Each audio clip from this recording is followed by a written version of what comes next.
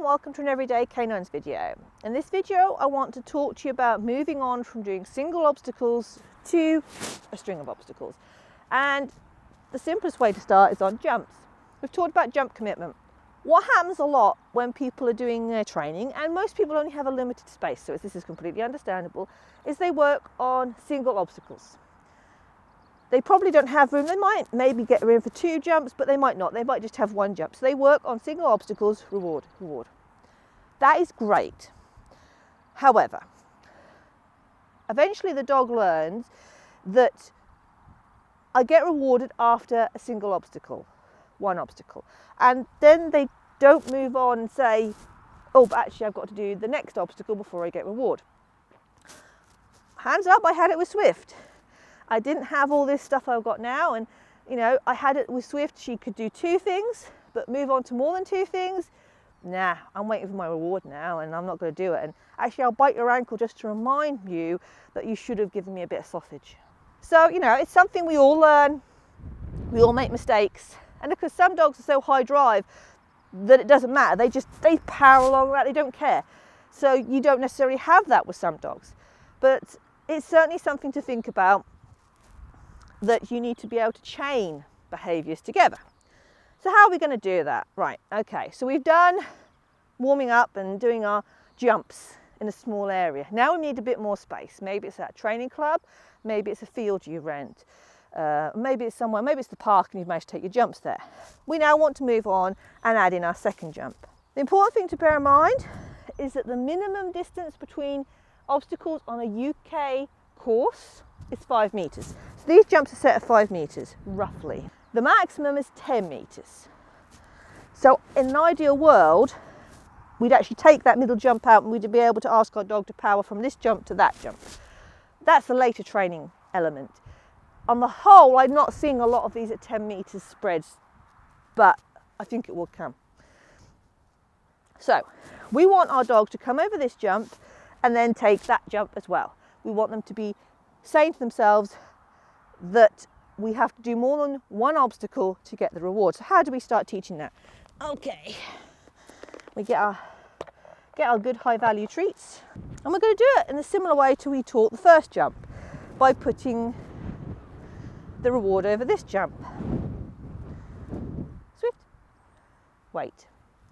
And what we're going to do, and there are multiple ways to do this, we're going to back chain this. So wait, I'm going to throw my toy over this jump. It's a bit close, never mind. Jump! Get it! And you notice I've kept it on a low height. One thing I should say to you is that when you're training dogs, you start low and build them up gradually.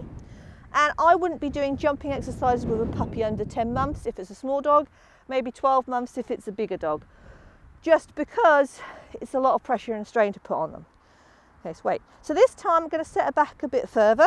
So at this stage she's doing exactly the same as she's always done, 1 obstacle. Jump! Get it!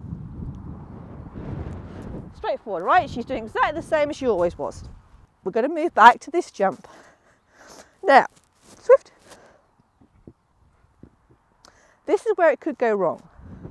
For you anyway, because she knows what she's doing. But for a baby dog, this could be the point where they go, 2 jumps. They might run round this first one or go under it. Wait. The point is, because we've been doing this, we hope that they're training the behaviour, they're learning. So because she's now going to do 2, I'm going to say go instead of jump. Go, go! Get it! As I say, it might be a case that dog goes, oh, I'm not going to do that one or that. But we're hoping what we're doing is we're gradually working it back so the dog learns the reward is there and they're putting the value into the jump, and that they're looking at it and think, right, there's enough value there for me to do the jump. Do both jumps. You might have to find yourself working where you have the dog set here for a bit to get that jump. You might even have it so you take the pole off and they're in the middle of the wings. I would have said that if you've done a jump commitment with your dog, it shouldn't take too long to get to this stage where you're now getting them to do 2 jumps. Excellent, we've got 2 jumps. We're building on that, we want to work on that. Now we want 3 jumps. So we're going to do the same, but this time we're putting in a 3rd jump. So we're going to do the same we did before and back chain it. Wait. Jump, get it. And you know, she's focused on the reward, so that makes it really easy to get her to jump. She's looking ahead of her, which is really good. We want that. We want her looking ahead. And so we're going to work back. Now we're going to add 2 jumps in. Wait. You might not do this all in one session. You might have to do it over a few sessions. Wait.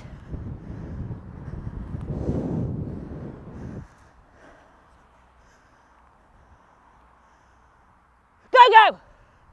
Get it. You notice I'm not running with my dog? The reason for that is because I want my dog to be powering over jumps even without my movement. Obviously, we can run with our dog as well because we want our dogs to be used to that as well. Now we're going to go for the whole 3. Sit. Sit, please. Thank you. Wait. And this time I'm going to run with my dog. Go! Get it! So sometimes, this is all about proofing your jump commitment. So sometimes I'm going to be running with her, sometimes I'm going to be ahead, sometimes I'm going to be behind. By the way, I've all done it on this side because of the camera weight, but you obviously work on both sides. So if I'm here, this is usually an easy one for the dogs. They usually do this fine if you're here. What happens if I'm behind the dog? Will they drive away from me? Go! Get it! Now, we've done that lots with the reward on the ground. And I go back to having a reward on the ground pretty often with my dogs, even though they're experienced, because it just helps keep that drive up. No reason why not. Also, I'm a terrible throw. So, yeah. But we also want our dogs to be able to do this sort of thing when the toy is not on the ground. So once your dog is doing things really nice, you're going to start picking up the reward and throwing it in. Now, I would say when you're doing this, to start with, because you've now taken away what effectively was a target, sit, wait. You want to be closest to this jump to begin with. So you're going to help him with your body position. Go! Get it! And I was throwing in as she was taking that last jump, so the reward is there for her to find. Now I'm going to be perfectly honest with you. Hey, gorgeous. The odds of me being able to throw, this is about 10 metres, the odds of me being able to throw 10 metres, it's not good. And in this wind. So in general, when I'm doing a long distance one, I will have something out there, so my dogs haven't got to rely on me throwing something in. But we'll try. There's no way I'm going to be able to throw this down that line from here.